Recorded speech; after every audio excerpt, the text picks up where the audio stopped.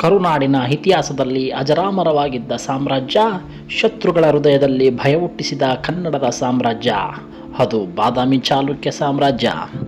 ಬಾದಾಮಿ ಚಾಲುಕ್ಯ ಸಾಮ್ರಾಜ್ಯ ಕ್ರಿಸ್ತಶಕ 540ರಲ್ಲಿ ಆಳ್ವಿಕೆ ಶುರು ಮಾಡಿತು.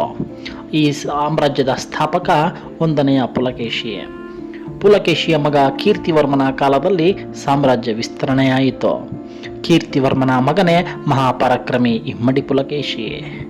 ಇಮ್ಮಡಿ ಪುಲಕೇಶಿ ಪಲ್ಲವರ ಆಗಿನ ರಾಜನಾಗಿದ್ದ ಮಹೇಂದ್ರವರ್ಮನ ವಿರುದ್ಧ ದೊಡ್ಡ ಯುದ್ಧ ಮಾಡಿ ಉತ್ತರದ ತಮಿಳುನಾಡನ್ನು ಗೆದ್ದು ಆಳ್ವಿಕೆ ಶುರು ಮಾಡುತ್ತಾನೆ. ಅಂದು ದಕ್ಷಿಣ ಭಾರತಕ್ಕೆ ಪದೇ ಪದೇ ದಂಡೆತ್ತಿ ಬರುತ್ತಿದ್ದ ಉತ್ತರ ಭಾರತದ ರಾಜ ಹರ್ಷವರ್ಧನನನ್ನು ನದಿಯ ದಡದಲ್ಲಿ ಹೀನಾಯವಾಗಿ ಸೋಲಿಸಿದ ಇಮ್ಮಡಿ ಪುಲಕೇಶಿ ದಕ್ಷಿಣದ ಪತೇಶ್ವರ ಎಂದು ಬಿರುದಾಂಕಿತನಾಗುತ್ತಾನೆ. ಬಾದಾಮಿಯಿಂದ ಆಫ್ಘಾನಿಸ್ತಾನದವರೆಗೂ ಆಳ್ವಿಕೆ ಮಾಡುತ್ತಿದ್ದ ಇಮ್ಮಡಿ ಪುಲಕೇಶಿ ನೌಕಾಪಡೆಯನ್ನು ಹೊಂದಿದ್ದ ಕರ್ನಾಟಕದ ಮೊದಲ ರಾಜನಾಗಿದ್ದ.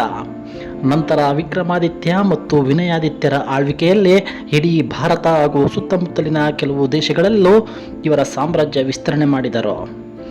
ಬಾದಾಮಿ ಚಾಲುಕ್ಯ ಸಾಮ್ರಾಜ್ಯದ ಆಳ್ವಿಕೆಯಲ್ಲಿ ಬಾದಾಮಿಯ ಗುಹದೇವಾಲಯ, ಐಹೊಳೆ, ಪಟ್ಟದಕಲ್ಲಿನ ಶಿಲ್ಪಕಲೆಗಳು ಸುಪ್ರಸಿದ್ಧ. ಕ್ರಿಸ್ತಶಕ 755ರಲ್ಲಿ 2ನೇ ಕೀರ್ತಿವರ್ಮನು ರಾಷ್ಟ್ರಕೂಟರ ಯುದ್ಧದಲ್ಲಿ ಸೋತ ನಂತರ ಬಾದಾಮಿ ಚಾಲುಕ್ಯರ ಆಳ್ವಿಕೆ ಅಂತ್ಯವಾಯಿತು.